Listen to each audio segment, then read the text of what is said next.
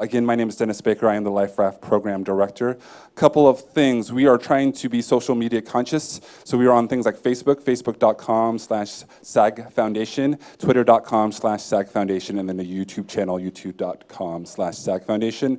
We recommend that you follow, like, all things like that. Sometimes we'll throw out information about events being on the website before the email goes out. We did that for this event. Some people signed up before the email went out. As you know, once those emails go out, things fill up fast. So those are ways to kind of get a little glimpse of what's going on. We ask that you bookmark the website because events will go up before the email goes out, so you be conscious of those. The big thing is the YouTube channel. We live stream most to all of Life Raft events, and we post a lot of the Q&As afterwards. There's over 2.5 years of Life Raft panels alone, all free for you. So we ask that you not only like it, but share it, get the information out. It's the YouTube page, so it's free to members and non-SAG-AFTRA members. So that is a great resource.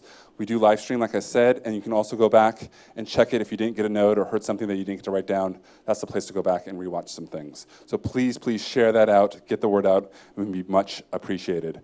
Last thing is donations. We just are a nonprofit, so grants and donations. So anytime you think maybe you have $5 to spare, donate the little red box on the website, or when the box is out. That'd be so helpful, so we can do more and more events and get people to them. We are in store for an amazing panel. The people that are on this panel are so much veterans of voice and dialect that an hour and a half is not going to be enough for these people. So I say this is just only the start of the information you're going to find out and research and be able to know about voice and dialect work. I'm excited to introduce you to Ann James, our moderator. She's from Cal State Fullerton, and the first time she's moderating for the SAG Foundation, so give her a warm round of applause.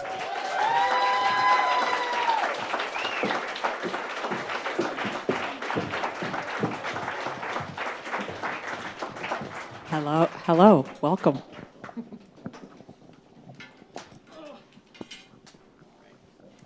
Well, thank you so much for being here. And as Dennis said, my name is Ann James, and I am an associate professor of voice and movement at Cal State Fullerton. And I think in my almost 2 decades of coaching voice and speech and dialects and text, one of the things I've learned is that if I've done my job well, you never know I've been there.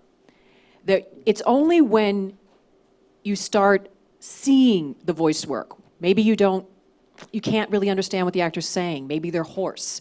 Maybe they're trailing off at the end of the lines. Maybe the dialect feels a little in and out, or maybe they don't sound like the rest of the actors and they're all supposed to be a family.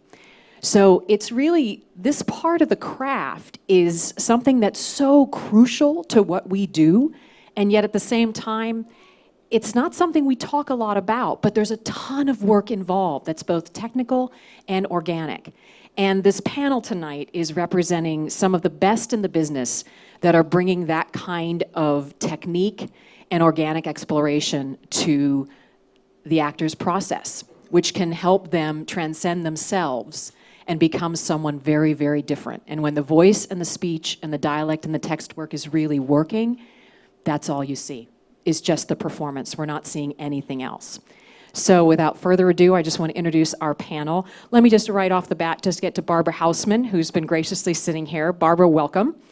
And would you mind just telling us a little bit about yourself? Yes, I work in England, mostly in London. I work on shows in the West End, and I have individual clients who work both on the stage and on film and TV. Lovely, thank you. And you are now in Tennessee, is that correct? Yes, it is. Okay. Are you working on a project? I've been working at the University of Tennessee with the MFA students for a couple of weeks, due to go back tomorrow. Oh, fantastic. All right, thank you. And our next panel member, Amy Chaffee. Hi. So I was an actor for the last 40 years, and I fell into dialect coaching about 10, 15 years ago, and I primarily work in film and television, but I also have an appointment right now at UCLA, and I also teach at the LA County High School for the Arts. Thank you. Bob? I was an actor. I did leads in Hair and Grease and Jesus Christ Superstar, and I did a television series. I was under contract to Universal, and there was an actor strike in 1980 that went on for almost 8 months, and nobody worked, and we had nothing to do, and somebody said, "Could you show me how to do this?" And I went, "I guess." And that was 1980, and I've been doing this voice work ever since. Thank You you. were 6. You were 6 in 1980. That's correct. Hi, I'm Susan Hegarty. That's Haggerty with an E. I'm a speech teacher, so please don't mispronounce it. I say that because everybody calls me Haggerty. I'm Susan Hegarty. My background is in the theater. I'm a classically trained actress. I fell in love with the speech work while I was still doing my actor training. In fact, I ended up being the speech teacher in my own training program before I graduated. That was a little weird. So I started as a regional theater actress and taught on the side, and then eventually was on faculty at Cal Arts for a while, and then left Cal Arts and was and started to coach films. I was one of the last people that the late Edith Skinner trained to be a speech teacher for actors, and I've done a bazillion movies. Basically, I do dialect coaching in films now, and in the last 10 years, I've done most of my work with Kate Winslet and with Rachel Weisz, but I've worked with lots and lots of other people as well. Great, well, thank you. I thought it might be helpful for us just to start out just maybe defining what is a voice coach versus a speech coach versus a dialect coach, and maybe even toss in dialogue coach in there, because I think they all sort of cover this whole realm.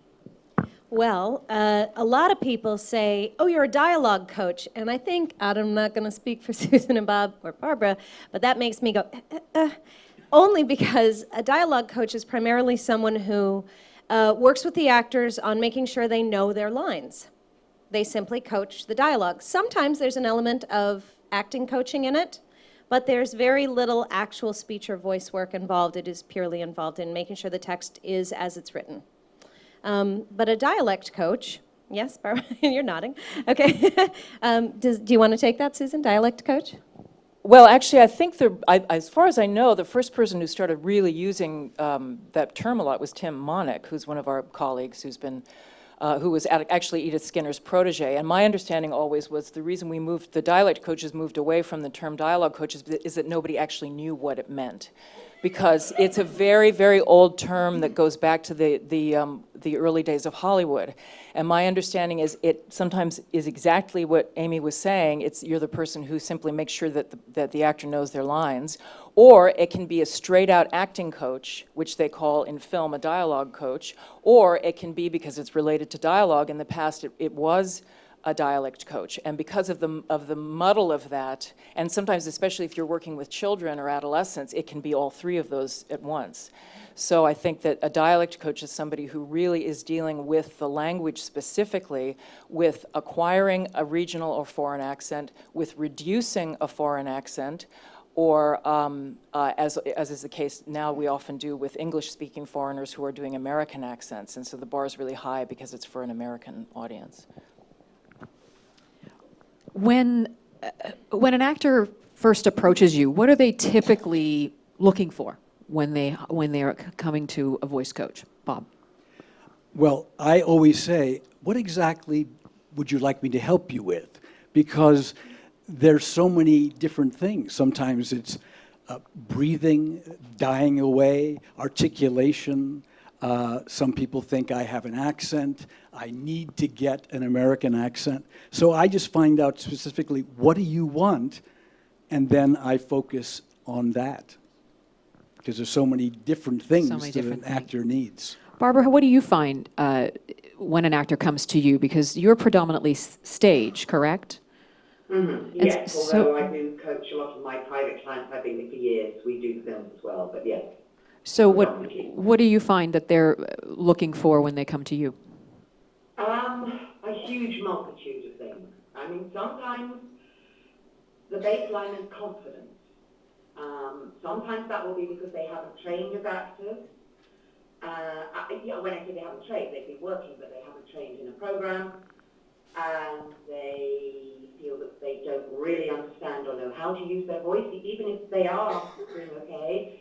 So sometimes they just want the confidence of understanding how the voice works, understanding what they're doing, so that they can feel confident. Sometimes they're moving from one medium to the other. I work with a lot of film actors who are working film or TV actors working to the stage for the first time, and they're concerned about how they're going to cope with that, or sometimes vice versa, actually. So it may be about finding the skills for that particular medium, and a host of other things. I mean, the demands are as diverse as the actors. No two actors, in a way, want exactly the same thing. Thank goodness. When you first have an actor come in for their first session, what is it that you are, what's sort of your go-to when you first, or is it something that you're listening for? Is it something that you're looking for on the body? What is the sort of the first thing that you typically tend to gravitate towards when working with someone? I think I see a lot of things visually. I think there's often in the first session so much you could work on that there's a kind of slight sense of overwhelm. And you really have to listen to the actor. And for me, it's about starting where they're interested in starting.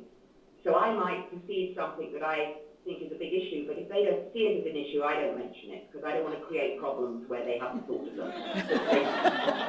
They've strictly got enough that they've thought of. So for me, I always start with what they want. Because when you start with what the actor wants, and then you can give it to them, either slowly or quickly, and sometimes you have to say, that's going to take a while, because you can't false promise. Once you begin to give them what they want, then you can begin to work. You have a trust and you work in a partnership. But it's always guided by what they want and what they want to achieve and where they want to put the work. And I think perhaps that's the difference working professionally as opposed to working in colleges, although actually I do the same with my college students now. I don't go from A to Z. I go, what do you want? If you want to start at Y, we'll start at Y because that's what you're interested in, so you'll learn it. I think, So Go ahead. I think historically, a lot of people think of speech or voice class as proscriptive. This is how it's done, and you must sound like this. But I think what Barbara and Susan, and I'm actually familiar with Bob's work, we all have this habit now of following the lead of the actor. Where is the actor's interest? Because our work is really to support and to enable and to free up the actor's ability to create. Always giving them more tools, less defining how it's supposed to be. There was a time when there were plenty of speech coaches on set who said, this is how you sound, and everyone must sound the same to a greater or lesser degree of success. And that's not the case anymore. And anytime, and I don't know if this is true for the four of you, I tell someone that I'm a voice or speech teacher, people become instantly inhibited and watch their sound, which is the opposite effect, of course, that we want to have over and over again. So I would say sometimes the go-to is, I don't let them see my cards, don't let them see I'm coming, so that they maintain some sense of looseness and freedom. Here in Hollywood, there's a lot of people who don't even realize that the voice is something that needs to be worked on. When you are dealing with people, they say, well, I think that this, Kate Blanchett, I said, let's not even bring her into the top. These people have been trained. They spent years working on their voice before they ever did a scene. And so a lot of people in Hollywood, they go, I do speak, my voice is, I don't understand, what would I do? They don't think there's any way. I've been speaking all my life. Yeah. And they think that their voice is sort of like the shoe size. Well, that's the size. I'm not going to be able to change the size of my foot. But it does change. These muscles can be moved, and that wakes them up. So I think here we really have to go from the bottom and explain that you only have two things as an actor, your body and your voice. And unless they go to silent movies again, a lot of people are working with one thing. That was a difficult argument to make the artist one, though. That was tough. Once in a while, that'll happen. Well, in LA too, you have actors that have made their career based on how they sound. You take someone like a Fran Drescher, who might be resistant to trying to expand that or move off of that. Fine. Yeah. That's fine. It just depends on what I think I very much appreciate Bob's point that a lot of people in the movie business and television don't understand that voice has anything to do with acting, which is a little scary. And especially because of, I should make very clear that I'm not a linguist, I'm not an academic, I come very much from a training and performance background. But the fact is, speech and voice is kind of going to hell in this country. And It's been going that way for a long time, but when you have people who are strangulated and they don't know how to communicate and they can't say didn't anymore, they can only say didn't, because nobody ever bothered in 12 years of public school to tell them how to talk, then you want to be an artist, and that's your palette. You have 5 vowel sounds and your voice is constricted. How are you going to be an artist with that? That's very, very limiting. It's also interesting you bring that up. You say that voice and speech are going to hell in this country. I think it's worldwide. I think it's partly a result of the little devices that we all have in our pockets right now, and our thumbs are itching to pull them out and poke at them. Because the actual amount of telephonic time spent has gone down. I have friends in mass comm research, and I think it's gone down something like, on average, 37% per country in the world. Think about how much time you used to spend simply talking on the phone that you no longer spend. Your teenager doesn't need to use your phone to call their friends. They don't need to call anyone. In fact, they're spending a lot of time mute. Even years ago, I would have a person, I was working with them on breathing and trying to get their voice out, and they're really struggling, and then one week they come in and I go, oh, good, you find that, what's happening now? They said, well, I got a roommate and I'm now talking to somebody. If you don't use it, it doesn't... If I could just add one brief point about that as well. It's interesting sometimes in researching dialects. I've done a fair number of cowboy movies or movies where I have to interview old people or rural people in various areas. And it is interesting when you interview these people who lived earlier in the 20th century and spent a lot of time outdoors. They have strong, rich voices often, no matter what their regionalism is, no matter what idiosyncratic things they have with their speech. They have that instrument because not only were they speaking outside, not only were they speaking to other human beings, but they were speaking outside and needed to speak over distance, and they had a physical relationship to sound and to making themselves heard in a big space. There's also, interestingly, about your point, Susan, they talk about the New World and Old World dialects, and I'm getting a little esoteric here, but there is the habit over 400 or 500 years of having lived in a close space, in a very close environment, like the streets of Cordoba or downtown Tokyo, where your neighbor is this close all the time, versus someplace like Argentina, Brazil, or the West in America, up until the last 40 years, where your neighbor lived rather far away, and using your full embodied voice was habit, as opposed to your cultural habit of speaking and letting your voice stop here and not impinging your sound on someone else, which would be considered rude in a lot of cultures. Let's just talk a little bit about dialects now. So Susan, let's start with you. When you are researching a dialect for an actor, if it's one that you have in your arsenal, what's the process? How do you guys, in terms of time frame with an actor, what do you typically have to work on? Well, usually, because I don't do that much private work anymore, so usually I'm working on a production. And I might end up working on a production for an hour or for 6 months. It really depends on what they need. I might be doing prep for something, I might be doing the shoot, or I might be doing post-production and trying to clean up some stuff in ADR, or all of the above. So it really depends, and it depends on how challenging it is. Everything varies. I like to ask the production to give me at bare minimum 10 hours with the person before we start. That's depending on how difficult the thing is. Much prefer 20 hours. But even that, I don't like to really prescribe. Basically, I say give us as much prep time as we possibly can have, and it also depends on the actor's availability. I am basically self-taught in dialects. I was trained very heavily in speech and text, but I had to figure out the dialect thing on my own, and I still tend to I do everything the hard way. So, but the reason I have not tried to do any shortcuts is that I've realized by doing everything the hard way, I am constantly, do you know, by the way, forgive me a little digression here, do you know what the root of the word rehearsal is? My understanding is that it comes from a word which means to reho. So you are tilling the ground over and over and over again.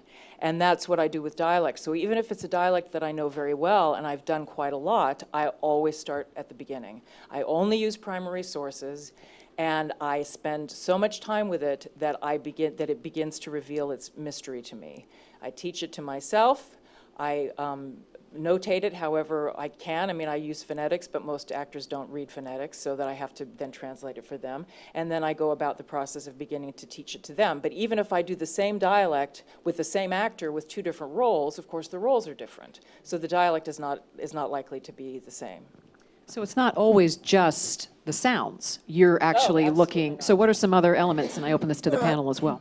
Well, my wife, who is also a dialect coach, who's sitting in the front row, when we got involved, she had all that technical information. And so we put those 2 things together.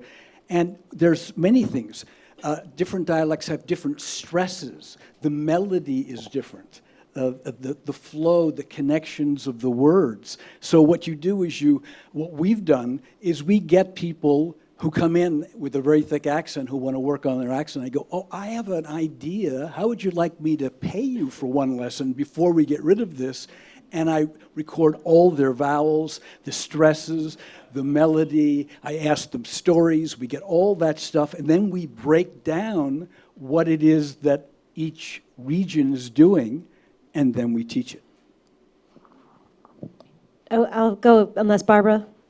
Oh, okay. No, you go ahead. Okay.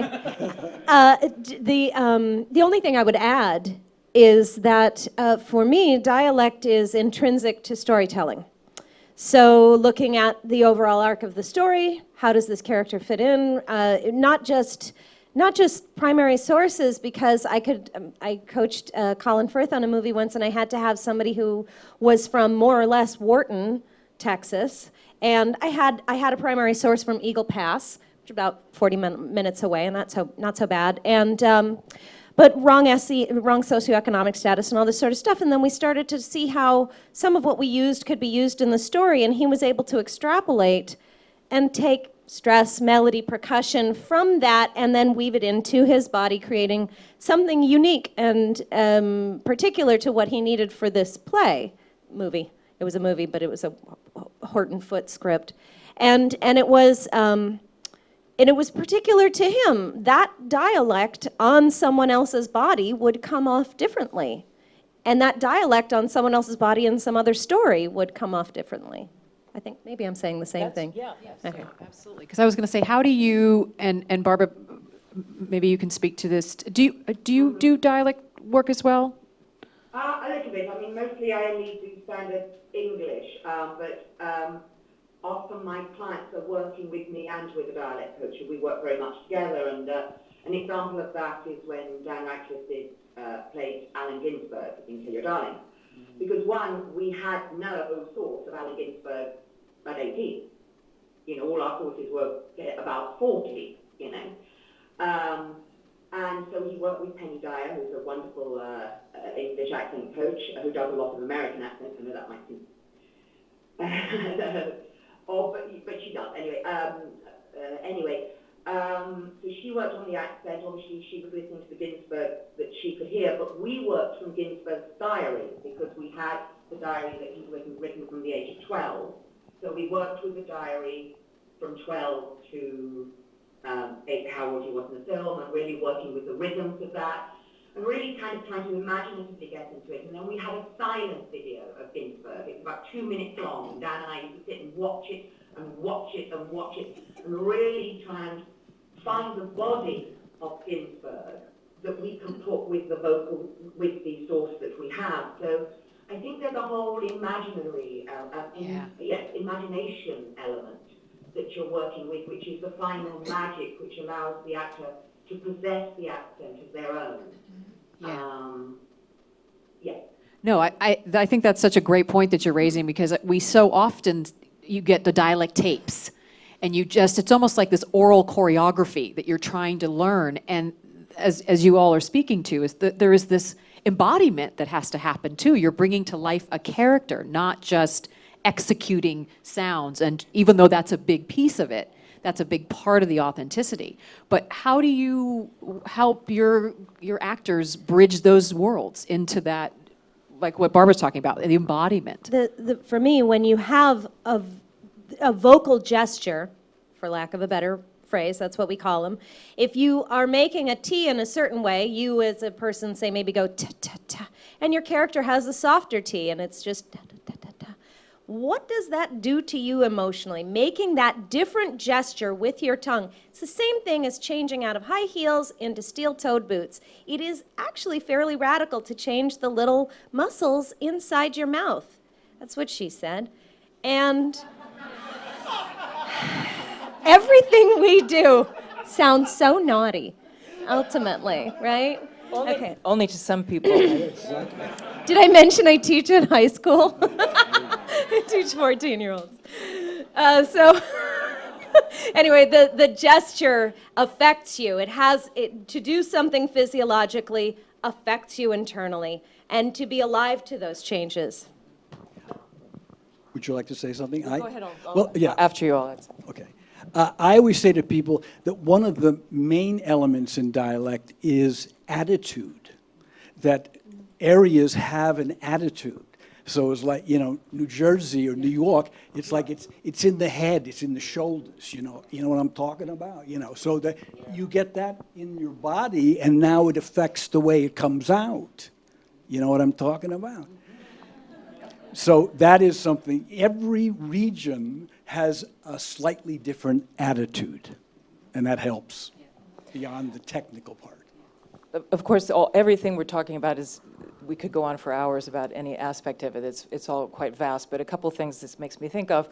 Number one, if any of you have ever studied or know anything about Delsarte, Delsarte's made fun of by actors quite a bit because he was that guy, the Frenchman, who did those photographs in the 19th century of, sadness and grief, and they're kind of ridiculous for actors to look at.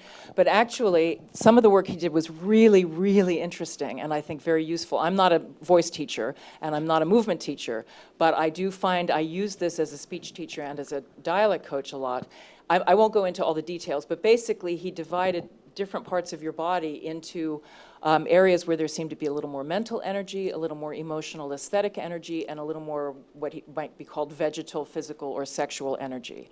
And the same thing happens with the articulators. So if your tongue is very blunt, or if your tongue is very precise, what's the difference between tap dancing and flamenco? The flamenco is all on the heels, it's very sexual. Tap dancing is a lot on the toes, it's very mental. So a lot of that awareness of those energetic centers, if you like, for lack of a better word, can be very helpful in doing this. The other thing I wanted to say, and I just for myself have to say that I really try not to drop names because I think it's obnoxious, but I know that's what tonight's about. So I have permission because I was doing some work with Christoph Waltz today, and I actually met him 3 years ago and he wanted to work with me, but I've only started working with him recently, and we're just doing general work because he wants to improve his command of American English. And I get this over and over and over again, whether I'm working with English people or Australians or foreign speakers, I find myself often in the position of being the interpreter of American culture for these actors. And it's funny because, of course, I do that in private, and the rest of the 300 million people in the US don't get a say in my take on America. But what I find over and over and over again, and I bring Christoph up about this because he's so wise and his knowledge of English is so good, but he's never studied this type of work before, that the psychological implications, the intentional implications, the cultural implications are just popping all over the place for him, because how an American deals with the final consonant, or how an American connects with the next word in the phrase, being very different from how an English person does that, can open up worlds of understanding about who that character is, depending on the nationality of the character. Have you found ever when an actor's working on a sound and they make it just right, and then they make a face? Oh yeah, it's like, and it's horrifying. upsetting. I mean, some of my clients actually really, I watch them go through this. Oh, I feel so vulnerable. It's so, and I said, yes, American speech, you have to, it's like skipping a stone. You're always tossing it out there and you don't know where it's gonna land, but you're on to the next thing. We say in this country, we gotta move on. Let's move on. That's American. Well, we do that in our speech as well. And it is a lot of times very physically upsetting to them, but if they're good actors, they understand that that's where the gold is, and then they're going to work with that. Yeah, then they get forward. excited. They get shocked, and then they get excited, and they're ready to work. Sometimes I have them say a big vowel like ah, and I say, oh, drop your jaw. And they go, I would not. And I say, it feels grotesque, doesn't it? And they go, yes, I could never do that. And I say, look in the mirror. And then they go, oh. I say, it's not grotesque, it's just American.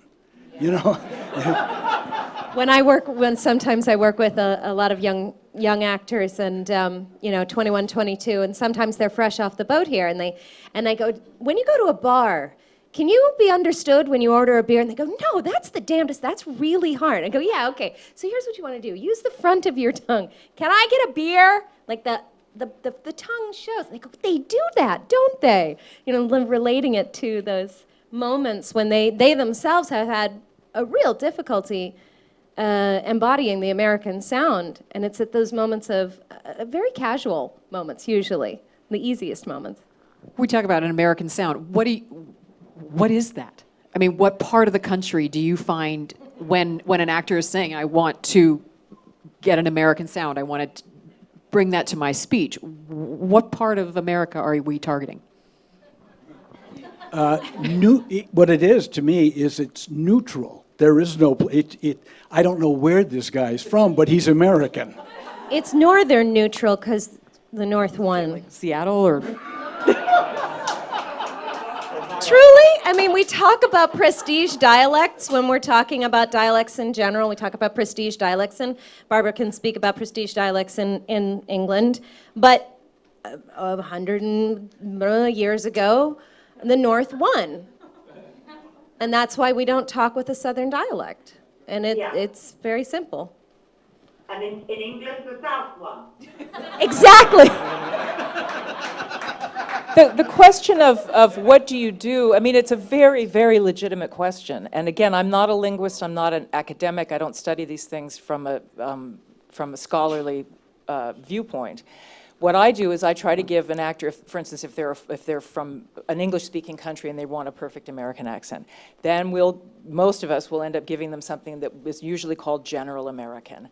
And the thing about this country is the dialects in this country are not as specific as they were a long time ago, or they're not as consistent within areas, or certainly not in Britain, where you can go 10 miles to the next village and you have a different accent. There was more of that 100 years ago. There's less of that now. People move around a lot. So we are looking for something neutral usually, and it tends to be more of a Western or Northern pronunciation. However, depending on the role, sometimes those are very difficult for, say, a British actor. Maybe they need to stay with some Eastern pronunciations. Sometimes I steer them away from that because some of the Eastern pronunciations are too close to British, but sometimes they can be more invisible. So what I would do is adapt a good general American accent to the immediate needs of the actors to make it, I mean, there's no reason to make it more difficult for them, and there's no reason to give them samples of a suburb in Utah, because nobody's going to care, about that kind of stuff. And if you need a really specific accent, then believe me, I do the research. But usually when people come here, they need something more general. What are you finding what are the dialects that actors should have in their arsenal if you're an American actor? Okay, well, I teach at a university, so I'll and Barbara, anybody, but a lot of people, how do I put this? This is a little controversial, because a lot of people immediately think, I need to know a British accent. They think, if I'm theater's the gateway drug for a lot of actors, right? And leads to other creative troubles. But if I am Latin American from South Central LA, and I live and grew up in Compton, and my dialect is somewhat African American, somewhat Mexican American, why the heck do I need to learn RP? I mean, yeah, we can say there's colorblind casting and this sort of stuff, but what if I want to work in film and television? And I have a friend who's actually in the audience. He's a young voice pedagogy MFA, recent grad, and he has this theory that you teach, well, we all agree, I guess, you can teach actors how to learn a dialect and then they can have anything, right? And he had this great idea that you teach kids to learn a minority dialect. So white middle-class kids coming out of Virginia or Sacramento need to learn a dialect that is from the African American community or the Latin community or a Native American community, which is really minority and not a prestige accent, or perhaps a homosexual dialect, right? And those kids have to study it, this thing that's not a prestige dialect, but then they're going to be able to do any dialect. I think the ability to study and teach yourself, make fish dinner for yourself, is more valuable than having a dialect in your pocket. Because as Susan points out, it's very particular for the part, no matter what you work in. That's just me. I think for Americans, there's usually New York is a big one. New York, New Jersey, New England, Southern, the different versions of the South, and then a neutral one. And, you know, what happens is they go in cycles. You know, all of a sudden, you get Hungarians for a month. It's like, well, I haven't done that one in 6 years. All of a sudden, everybody needs that one. But English, Irish, French, Italian, those come up more often than other ones, for me. Again, vast subject. I think that it's true that I think that it's easy to get this is just me, but being a theater person and certainly having heard all of that, I mean, if you want to work in the theater, good luck. No, but if you want to work in the theater, then you're an American actor. Then absolutely, especially if you want to do the great theatrical literature, you need to have some decent version of RP and maybe some working class English accents, and you need to do Irish and all the rest of it. If you're working in LA, why bother? The LA is crawling with English actors. I mean, would you want to compete with them? It's impossible. In film, the dialects are going to be much more realistic. And also because of this kind of theatrical tradition, which again in the theater is very useful, that you should have these things in your pocket. But it does mean that people from lots of different ethnic backgrounds are not represented in those usual things. Now, those of you who are actors of color, I'm sure you're very used to, depending on what your background is, getting called for various things that are not your ethnicity, but they're close enough that, so that you know that you have to do that. But it's unfortunate that usually those actors have to do that all on their own. And the white actors get all these people saying, well, yeah, do this, do that, do this, and they get lots of support, and a lot of the time the actors of color get no support at all. And so that really is a perceptual shift. But I tend to agree that, what I would say is learn the English language. Learn, and by that I mean learn spoken English. Spoken English is not the same as written English. Spoken English is, physically it's totally different. You hear it, you speak it, you use your voice and your body. Written language you see, you write, it's a different part of your body. And if you really understand how spoken English works, how the articulators work, how the sounds work, how they go together, English is a language of strong and weak stress. Many, if not most, languages do not have that contrast. Maybe that's why English produced the greatest theatrical literature of the world with Shakespeare. I don't know, assuming you agree with that. But that English has this contrast in speech, and that is how all kinds of things are illuminated, intentions and ideas and relationships, because of these rhythmic elements, because of these contrast of strong and weak stress, because of the certain melodic elements. Every language has some element of that, but in English, the stress patterns and the rhythms are crucial, and they simply are irrelevant in a lot of languages. If you really become intimate with what your own palette is, your actors, so even if you're doing some, pardon my language, crappy TV show, you're still going to have to speak on camera. It's your butt up there, and you need to be responsible for that. And you want to be able to know what your tools are. And I think that if you really become intimate with how the language works, because if you're doing an accent, you're not speaking that language, you're doing it in English, right? Or you're doing it in the regional dialect, then you can become flexible, because you never know, unfortunately in this town, as probably most of you know, You get a call from your agent at 7 o'clock on a Monday night, and next morning at 11, they want you to do, Southern Sudan. Well, I've had exactly that call, from a client, and I get those all the time, and the agents and the managers and the casting directors have not yet learned that they're not going to get a good response from an actor if they don't give them a little more time. But anyway. Let's shift a little bit towards more of the voice now, because we're talking about this technique of the dialects, but also that huge piece of the craft, which is the voice. Barbara, can you talk a little bit about when the actors that you work with, what are you asking from them in terms of technique, in terms of what they're bringing to the table from a vocal standpoint? Well, the first thing I'd like to is add on to what Susan has said, because I think this is very important, and I think there's something about, it's very important, obviously, to add dialects, and etc., but there's something about the eloquence in one's own voice as a launch pad for everything else. And so one of the things I'm always trying to explain to actors is that they have an instrument of great potential, which needs to be developed in various ways. Where I tend to start with actors is always with a combination of release work and building up the support, because I think if you only work on relaxation and taking away the strain, that sometimes actors don't then have anything to have energy with. And no actor wants to go on stage and screen and not have any energy, rightly. So there's a kind of mixture of removing the tension in the tongue, the tension in the jaw, and actually getting the brain to talk to the abdominal muscles instead of the neck and the throat, so that on stage or screen the actor is not thinking technically. You just can't. You can only be in the moment acting. But if you've learned to communicate, as we did when we were born, with your abdominal muscles, then when you get angry or you get upset, the abdominals engage and not the throat.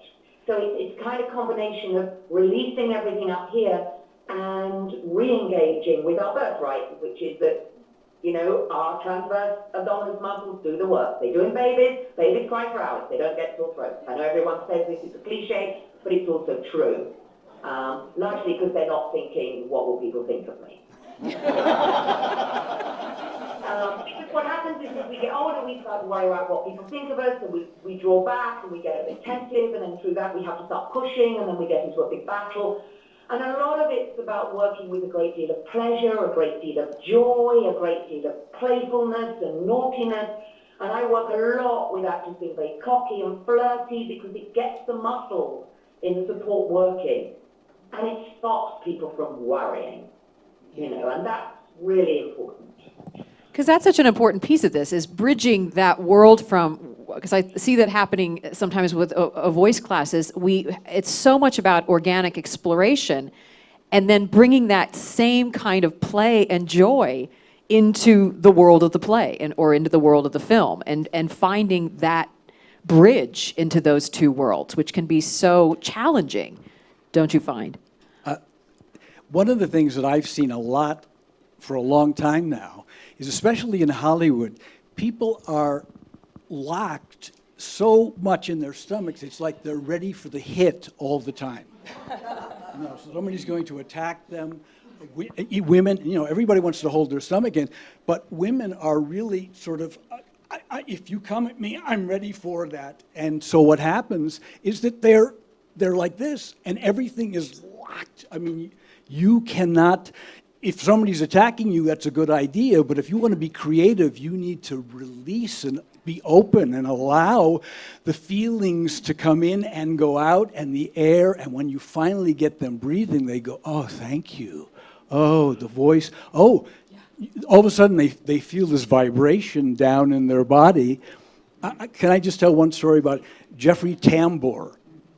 Some of you may know Jeffrey Tambor. He's a wonderful actor.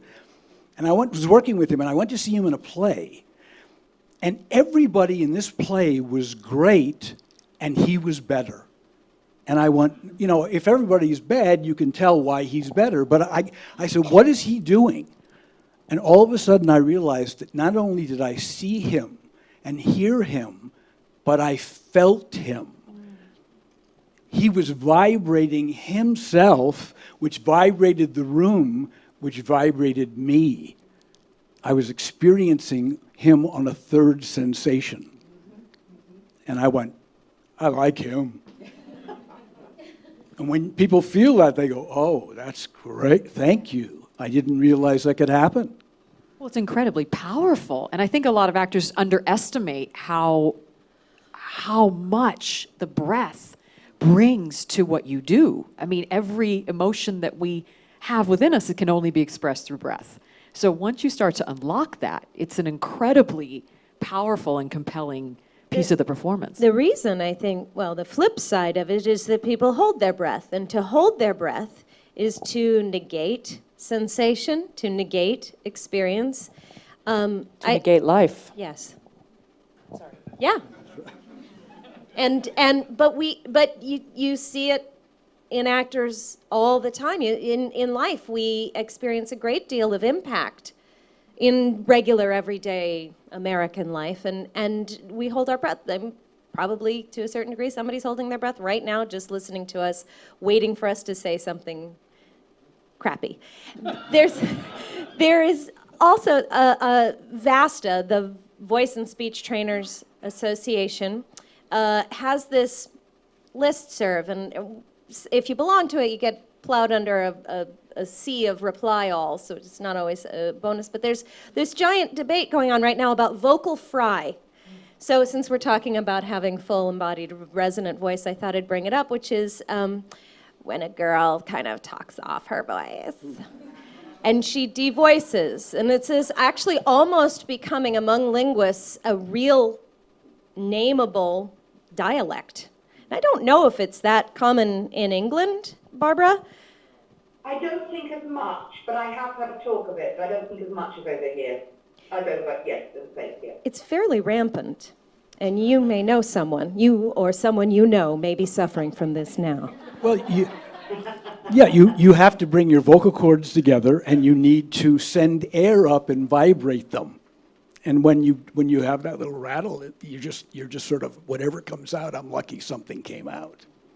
And it's a way of, as Susan so eloquently put it, negating life. I mean, it's negating vibration, it's negating experience, it's inhibiting to your sound to the degree that you cannot impact someone in front of you. You are so restrained that you have denied yourself the ability to vibrate anything. But if you don't know that, you don't know. And that's what our job is to show it. There must be, though, some socially positive reason for them to be cultivating that sound, because it isn't natural and does take a lot of effort to do it. Well, it's a habit. They hang out with their friends, and everybody's talking like that, and they're doing, and then pretty soon it's just. Yeah, I so know. Yeah. Oh my God, I totally know that. And it's pretty But I irritating. do think it has a lot to do with feeling like you have a right to speak. And especially if you're talking about women, I mean, it's been shown, the sociolinguists have shown, people like Deborah Tannen, that women tend to feel like they have a right to speak in private and they do not have a right to speak in public, and men often have the opposite, that they'll be very free to speak in public and are reluctant to speak in private. That's a generalization, but there's a lot of evidence for that, at least in our culture. But if you feel, I think Americans in general tend to think that they don't have a right to speak, and they also don't know how to speak. They don't have any fluency or any confidence with it. So even if they think they have a right to speak, they don't have the words for it. We don't have the vocabulary, we don't have the articulation, we don't have the freedom of the voice and the breath. I think that there are a lot of psychological reasons for that, but you really, I mean, you're actors, you have a right to speak, and we want to hear, who was it that was talking about this, the beauty and the potential that's in every human being. We want to be able to hear that. We don't want you to edit that before we hear you. And it's connected to the musculature also. And you don't develop the musculature that Bob's talking about. And you practice inhibiting and tucking in your transversus and locking it. If you can't expand, you can't support. Well, yeah.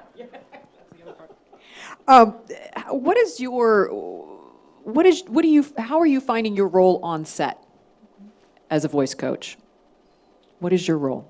Are you visible? Are you more of a secret weapon that's in the trailer? How do actors, how do actors negotiate Well, that? we all have our own way. But I mean, when I'm on the set, I sit there, I'm listening, and in between takes, if I hear something that needs to be adjusted, I go right in and I talk to them quietly, because there's so many other things, hair and makeup, and directors are talking. You have to wait your turn and not make anybody crazy, because acting needs relaxation, and yet everybody's got a little point of view for them, and then you back out. And when they're lighting, you're in the trailer and you're working with them. That's what I do. What do you do? Well, every job is different, and again, I'm not a voice coach, so even though I've taught some voice and I can do some of that in a pinch, I'm basically a dialect. I deal with language, so I'm dealing with text interpretation, accent reduction, dialects, et cetera, et cetera. And every job is different. Your relationship with everybody is different. Sometimes the producer wants you there and the director doesn't. Sometimes the actor wants you there and the director doesn't. Sometimes everybody wants you there. Sometimes nobody wants you there, but maybe some executive says you have to do. I mean, it can be very tricky. I think it's okay for me to say this. I mean, when we were doing Labor Day a year and a half ago, because I work with Kate Winslet, so I was with Kate on the movie, and we really had to do some charm work with Jason Reitman, because he just doesn't like having a dialect coach around, and he likes to have the actors to himself, and that's a lot of, it's very legitimate. A lot of directors do that. I can say this because it turned out great. We had a great time with Jason. He ended up being, by the end of the shoot, he was like coming up to me and saying, did you get the rewrites? Did you, But at the beginning, when I had meetings with him on the phone, and he was really suspicious, he said, I really don't want to do this, but Kate's insisting on it, and, so it can be very tricky. But I think it's important that whenever you're on set, you understand that it's not about, it's not about me. It's actually about what the actor is doing. And depending on your relationship with the director, I've had some directors who've insisted that I cast roles for them. I won't tell you who. That I give acting notes to the actor, or that I tell the director what, and I'm not an acting coach either. So, sometimes you get into this kind of stuff where they just realize that there's somebody there who knows something about actors. And a lot of people on movie sets don't really know anything about actors. They're scared of actors. They're afraid of the actors' emotions, and they're afraid of their process, and it's mysterious, and they seem to be invested in keeping it mysterious. Right? So it's like, hello, they're artists, and there are techniques involved, and, why are you scared just because they can cry when they need to? What? So, but it is, I think, important, just as Bob was saying. I mean, you have to be, with my regular clients who really rely on me, I'm very active. I will go in whenever I think I need to and give them notes, but we've also done our prep beforehand. Hopefully the work is done before you get to set, if they haven't screwed up the prep schedule. And then I only go in when I feel it's necessary, and it also depends on the actor. I mean, Kate Winslet, her concentration is unbelievable. So even though she doesn't have a technical background, she and I have been working for a long enough time that she and I have our routine down really well. So I can give her stuff and it doesn't throw her. There are other actors that get thrown by everything, and you have to respect that. There are other actors. There was one client I had who was on a shoot that was very, very tricky, and because there was so much stress involved with the shoot, I had to not give him a lot of notes I normally would have given him, because he would have imploded. And at the end of the shoot, he thanked me for that, because it got to the point where our eye contact was so sophisticated that I knew whether he was giving me permission to give him a note or not. And that kind of sensitivity to what the actor's process is, as well as what's going on set and what the director wants and all the rest of it, is really, really important. And you don't want to feel like the director is going to be threatened by you. You want to make sure the director understands that you are supporting his or her vision, if that makes sense. Do you feel that is it ever appropriate for you to ask for another take because the dialect wasn't where it needed to be? That's a really good question. I almost never do that. But again, in recent years, I've been a little bit more in a position where I'm more likely to be coaching one person. Back in the day when I would sometimes coach literally 50 people in a movie and maybe 25 different accents, Well, I'm sorry, actually, that's irrelevant. There have been times that if they think they're not going to do any ADR, then it really becomes crucial. And it also depends on what the accent is. If you've got an English person who's trying to pass for American, that bar is very, very high because it's, even though it's international audience, it is first an American audience.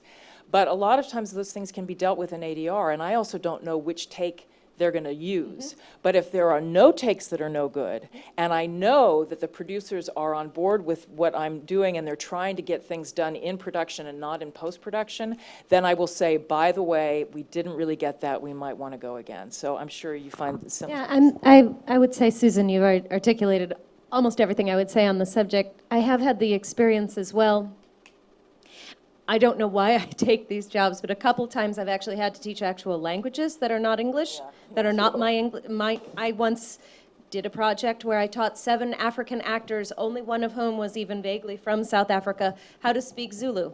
And I had I had 15 pages of a 44-page script transcribed by 2 different translators into Zulu. I then broke it down and I taught these people whose native tongues, they're 2,000 miles from South Africa. These people have no ear for this language any more than you or I would.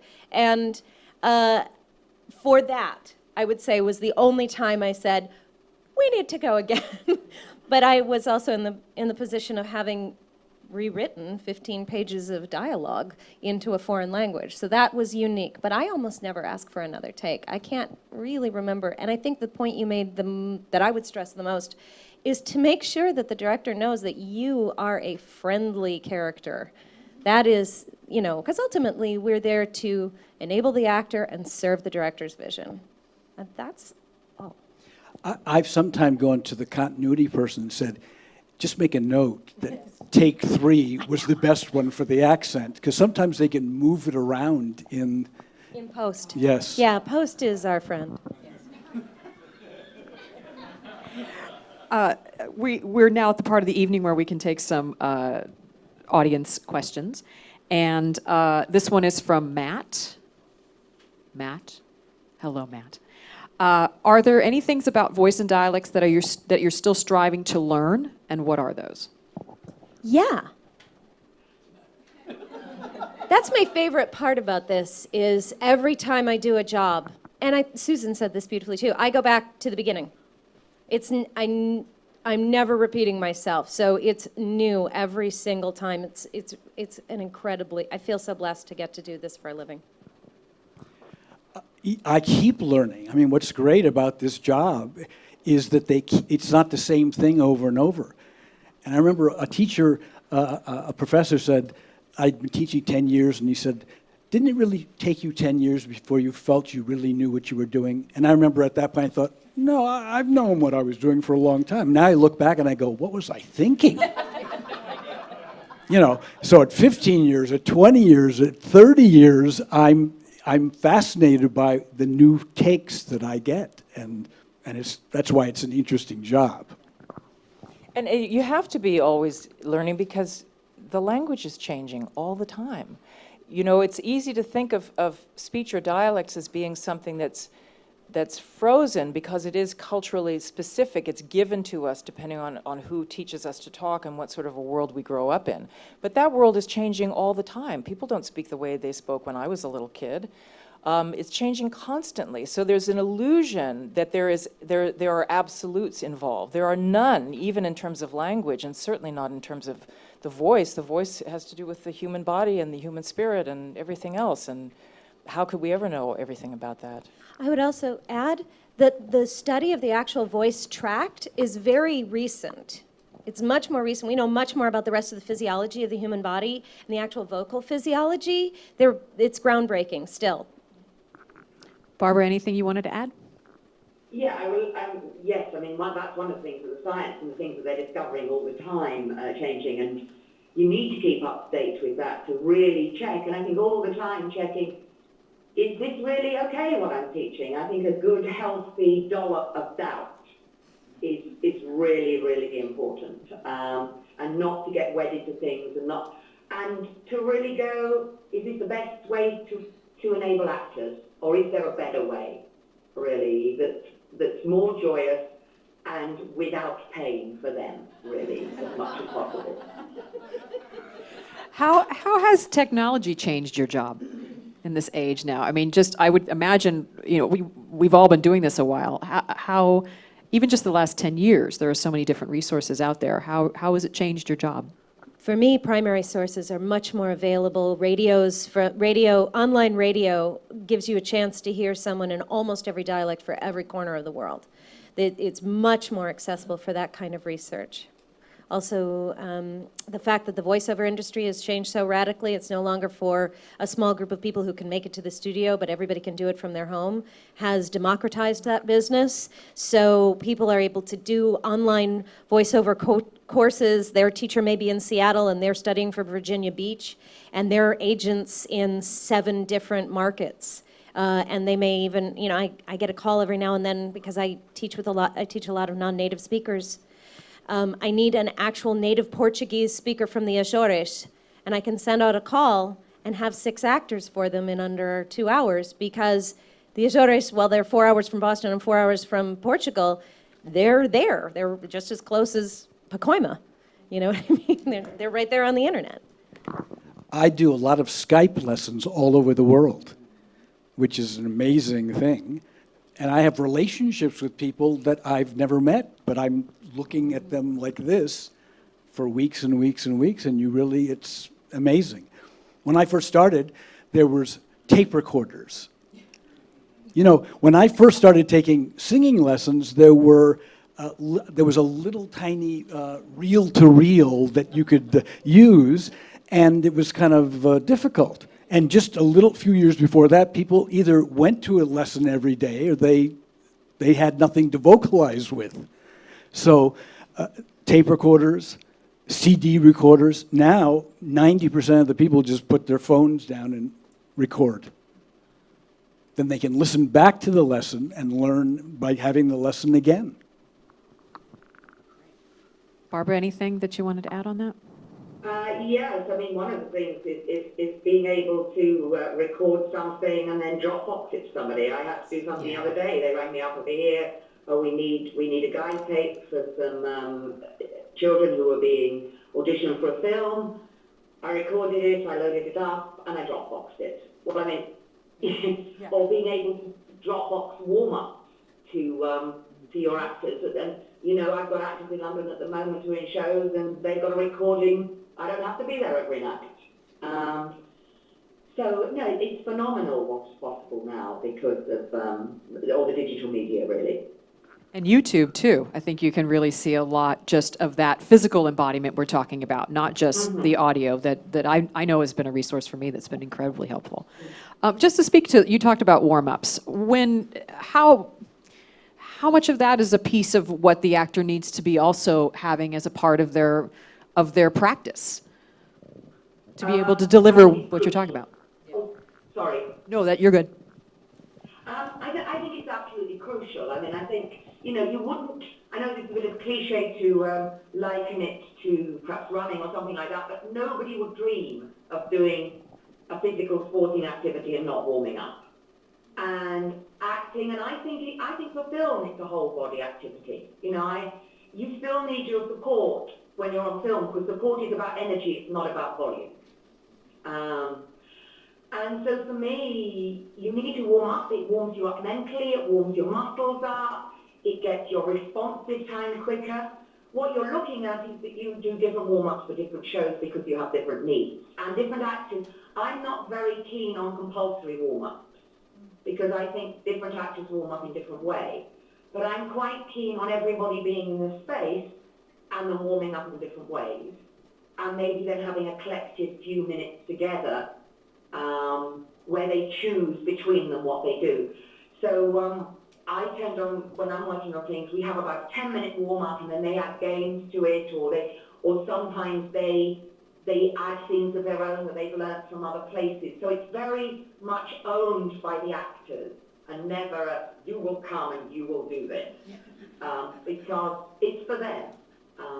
But I do think it's important. I think it's vital, and I think it's in theatre work especially, to not do it is I can't think of the right word, but it's rude. It's disrespectful to your audience and to the play, not to warm up.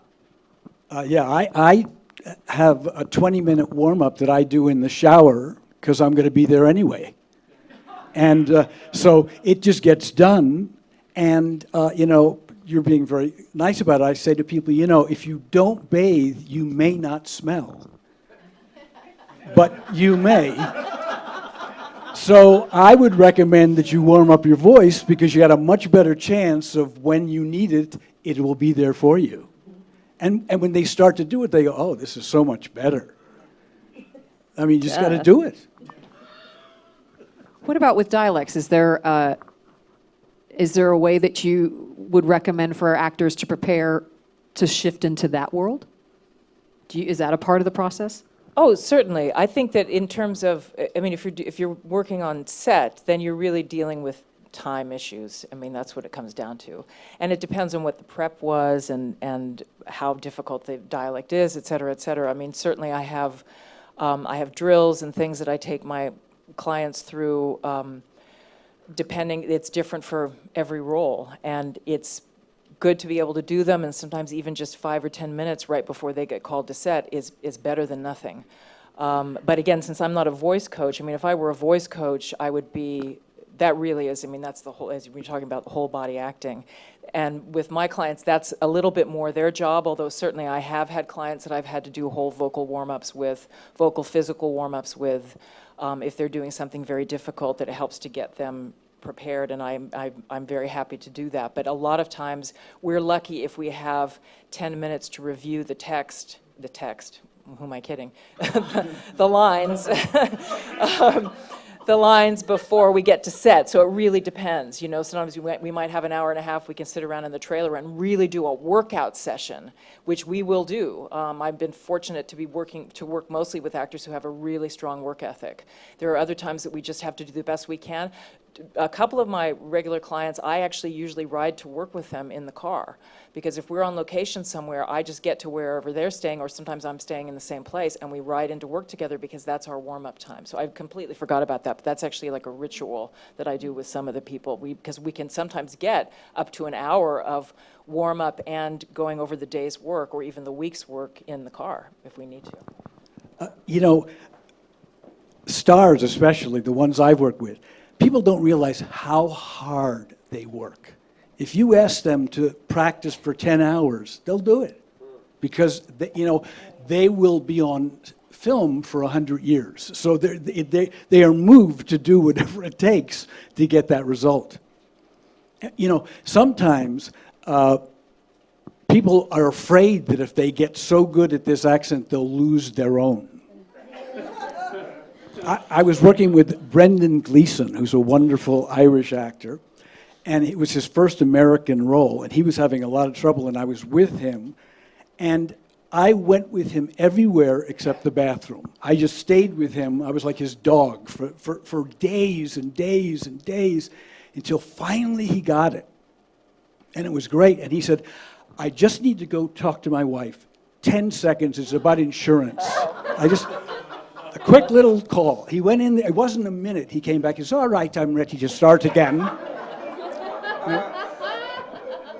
So, but he came back. But you just need to do it until it is in. And It becomes muscle memory. yeah. Well, I think that's sort of also, Barbara, what you were talking about, that at the end of the day, all of this has to just be there when you start to perform. Because if you're sitting and thinking, relax my abs, make sure I'm alive, if you're walking through those checklists, then you're really not present in the work. You're really, it's like a pitcher trying to just break down how to throw a curveball instead of like, I got to throw a curveball. I got to get this guy out. But I think that's such an important piece of it, is understanding that all this work that we're talking about, front loading the process, so that when that light goes on, when you get action, when the curtain goes up, it's all going to be there.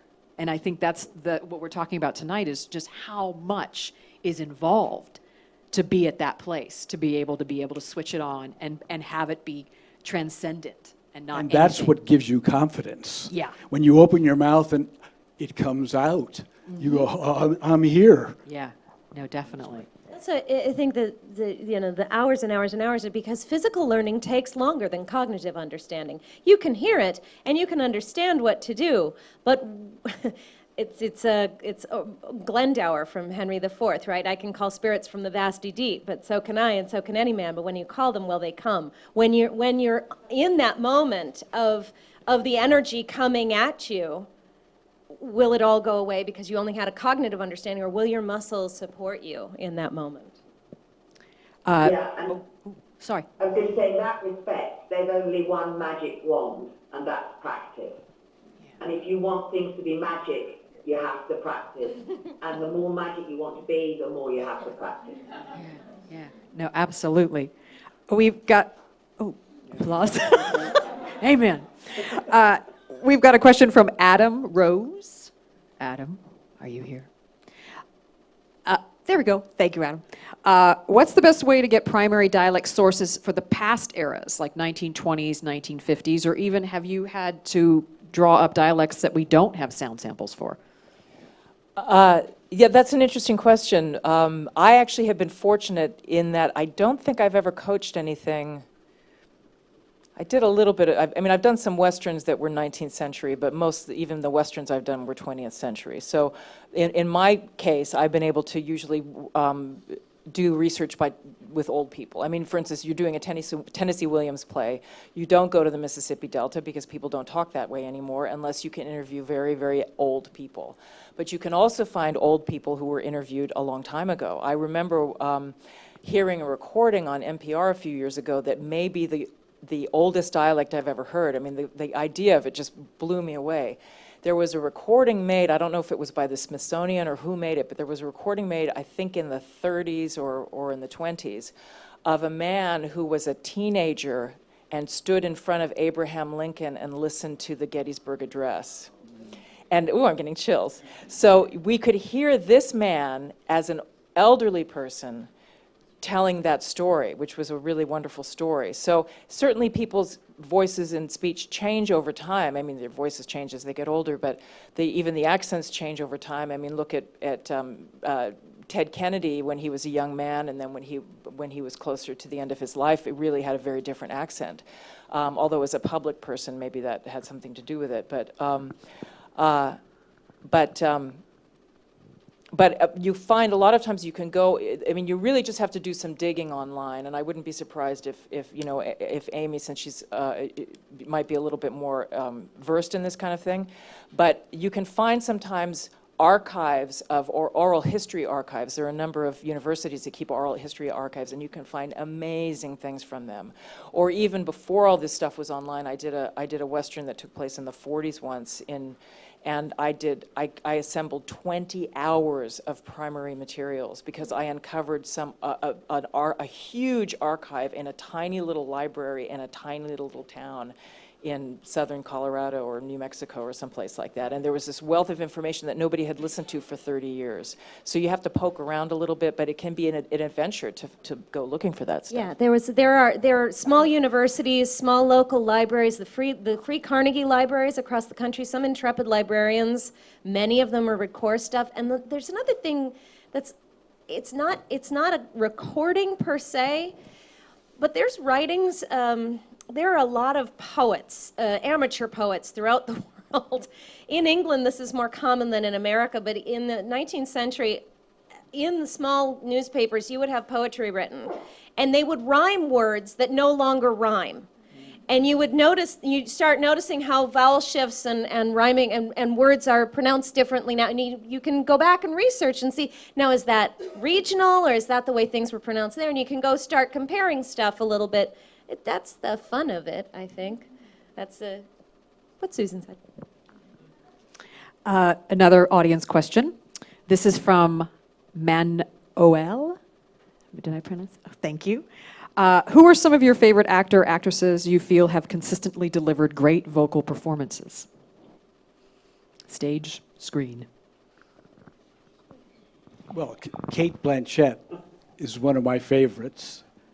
And, the people who are trained, the English, some of the Australians, I mean, you just go, They are so, it's so deep. Yeah. And there's some wonderful American actors too. But Kevin Kline, Kevin Kline. big fan of his.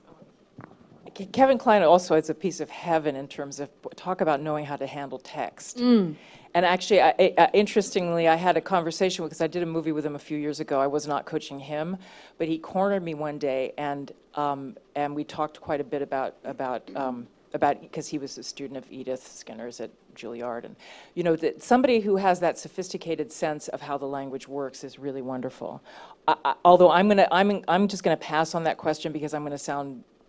It's too big a subject for me to try to address, but. Yeah, I don't know who to say. I mean, in person, I've been moved.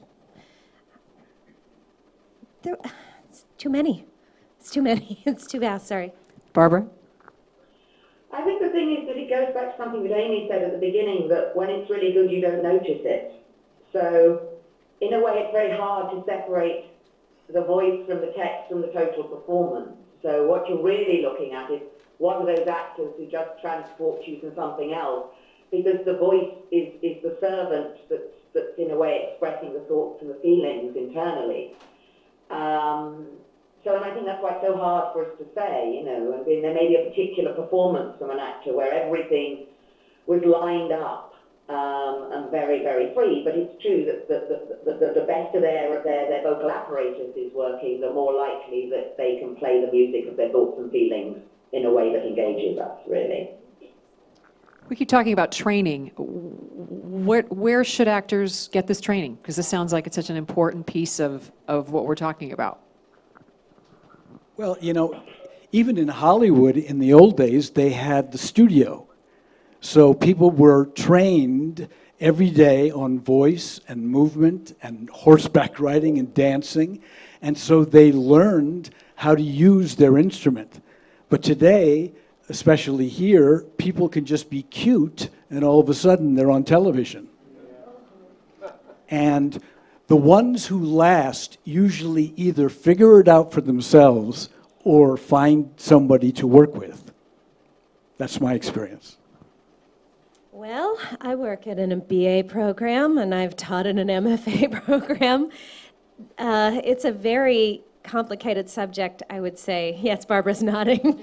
I think there are wonderful training programs, and they change. The best advice I ever got was from my father, who was a professor of mass comm research, and he said, go where the people who you want to study with are. That doesn't necessarily mean it has the best reputation, and it doesn't necessarily mean that you will get along with the other actors or students in that place, but where are they doing the work you want to do? That's the simplest answer. So if you are really fond of the work that they're doing out of a certain theater in Chicago, go there. Just because someone said Yale is the best or Central cranked out a bunch of great guys 10 years ago doesn't mean that they're doing that now. We move around. We hop around like little bunnies. We're never in the same place twice. Or as Bob has said, stitch together your own training program, which is what a lot of actors have done traditionally since they started actually studying acting, which is not very long ago. Get into a place where you can get into a great scene study class, learn technique, get into a voice class, use your body, find a movement class, cross-train with fencing and yoga and all that other good stuff. Susan, did you have anything you wanted to add? No, I think that, I would agree with that. It is, you really should never listen to the reputation of a school because it might not be 10 years old, it might be 40 years old. And so, the school, and having taught, I taught at Cal Arts full-time for 7 years, and I also did all of the audition tours with, I was in acting school for 5 years, full-time conservatory, 6-7 days a week, a gazillion hours a day, and then taught for 7 years, so I've done the training program thing. And I think I feel for you if you want training because there's no easy answer for it. Some countries, Germany for instance, if you want to be, I think this is still true, if you want to be an actor in Germany, it's very Teutonic I suppose, you have to be accepted into one training program and graduate from that before you're allowed to be an actor. I think they have something similar in Romania, if I recall correctly. Yeah. So, there are some countries where you have this incredible government arts support, although it can be very limiting, because if you don't get into that school, then you're kind of screwed, pardon my language. Finland, But, too. but you have that support, you have the rigor, you have the discipline. You don't have to wait tables and then, and then pay somebody to work with you privately when really you need to be in class every day. You don't need private work. But unfortunately, there isn't a lot of that in LA other than acting classes or scene study classes. So it's tricky, but I think the advice of going where the people are that you resonate with, that's, I think, very, very good advice. Barbara, anything you wanted to add? Yeah, exactly the same in England, that the schools can be riding on a reputation where the staff have moved on. And I also think there's something about never be afraid to train, and it's never too late. And find a teacher who makes you feel positive and excited and not one who criticizes you. I mean, it doesn't mean that you want a teacher who's going lovely, lovely. You need rigor and you need to be moved on. But you have to be in a good place with your voice to make it even better. And keep going till you find a teacher that's right for you and a method that's right for you. Because I think there's a lot of this is a method or this method, you have to do it this way. No, you find a method that frees you as an actor. Just to add to what Barbara was saying, they were asking us not to repeat, but I think it's so important what Barbara brought up about finding somebody who supports you and doesn't criticize you. There is, actors are so desperate to be actors that sometimes when you get with a teacher, whether it's an acting teacher, voice teacher, a movement teacher, dance teacher, whatever, sometimes you're with a teacher who becomes abusive and you think, oh, I am not dedicated to my art if I don't put up with that abuse. Boy, I could not disagree with that more, and unfortunately it took me about 30 years to figure that out. So, I mean, really, that is such nonsense. That's all about ego and control. It has nothing to do with the work. You have a right to do the work. If you show up and you do the work, I mean, you're professionals. You don't need to hear me say that, but maybe you do. I don't know. I mean, I've seen so many people, even at the professional level, who put up with abusive teachers. Don't do it, please. Don't do it. Along those lines, as if someone is hiring a voice coach or a dialect coach, what are some red flags? I think being dogmatic. I mean, Barbara was talking about, do it this way. I mean, I think that's pretty simple. If you find, and I think also if you're an actor and you're in tune with your own instrument, if something feels, but we were talking earlier about when you're asking somebody to do a sound that feels uncomfortable to them. There's that moment when you forget your line because you've discovered something new. There's that moment where you have a reaction because something's opened up and it's scary. That's very different from you're sitting in the room and you feel really bad with this person. I mean, I think you have to listen to that, or that person is trying to mold you into their vision. Remember what the root of the word education is. It means to draw forth. To educate somebody is not to put stuff in, it's to pull out what is inherent and latent within them and to develop it. And I think you need to find somebody who makes you feel that you are able to do that. I've always been fascinated by people who stick around when somebody is screaming and doing. I mean, I've had directors do that, scream about something just before the take when I was an actor, and I thought, did you think that was going to make me do a better job? That just shuts you down. So we're all in agreement on that one. I'd say, too, I'm sure you guys have experienced this to a certain degree. A lot of actors shop by price. And, that's kind of irrelevant. Some people keep their prices low because they just like teaching. And some people overcharge so that they think you're getting something you're not going to get. It's the same thing with headshots. With headshots, you don't paying more doesn't necessarily get you the shot you need. And paying less isn't necessarily getting you a bargain. You may just have to go do them again. So I think I think it's very personal. I think the individual needs to find the person that they resonate with. Barbara, anything you wanted to add on that? No, I think it's been said. Been said? All right. And just as we're kind of coming to a close, most of you have started out as performers. How do you find your art in this work? Where is your creativity live as a coach now? Barbara, do you want to start us out? Well, actually, I wasn't a performer professionally. I was as a child. I was a director as well as voice coach. So my creativity is being in a room with an actor and playing. because I do voice, text, acting, and sometimes, I don't really know what we're doing at that moment, except it seems to be what the actor wants. But you're just in a room playing together, and then I think, my God, somebody's paying me to do this. So it's the creativity is in how do I enable this person who is unique and different from every other one. Thank you. What she said, I guess my greatest pleasure in this work is getting somebody from point A to point B, but the fun is at the beginning of the day, we don't know what point B is going to be. And we find that together, and or a group. But that's entirely different, being able to lead a group to a new place of discovery, whatever that may be. It's incredibly, it's challenging and revealing, and it puts me right on the edge of my own seat. I have to really show up. I get to work with wonderfully talented, creative people, and magic happens in my studio. It's like, wow. And like you said, my wife says, maybe you shouldn't say that. I said, I'm working with people, I'm helping them, and they give me money. What a great, it's great. That's what I love about it. It's hard for me to articulate. I'll say, again, it depends on the job, depends on my relationship with the actor, it depends on my relationship with the director, it depends on whether we're rewriting the scene every other day or whether it's set.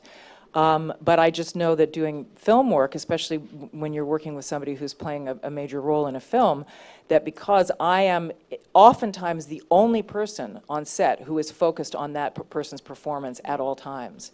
So even though, and I'm an actor, but I am not an acting coach, I've never been an acting coach, but the fact is I am there to do everything possible to support that artist in the work that he or she is doing. And it's very collaborative and it's very fluid, but I feel very much a part of that process, and sometimes a process with the director or even the writer at times as well. Well, I think we're at time. Thank you so much for this conversation. Thanks to our panel, and thank you for your wonderful questions. Have a great evening.